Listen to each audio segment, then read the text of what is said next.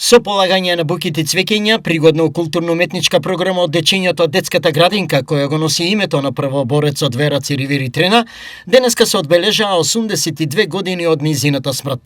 За ликот и делото на Трена пред присутните зборуваше председателот на Штипскиот општински сојуз на борците од народно-ослободителната борба Петар Мицевски. Од родниот прилеп на Трена, обраќање имаше и председателот на Прилепската организација на борци Рубен Белчевски. Името и хероечкото дело на Вера Циривири Трена ќе остане вечно врежано во историјата на нашиот народ, како едно од најграндиозните во времето на народно-ослободителната и антиетничка фашистка војна на Македонија. Нејзиниот животен пат започна во родниот град Прилеп. Судбината сакаше да ја заврши во Штип, во цветот на нејзината младост.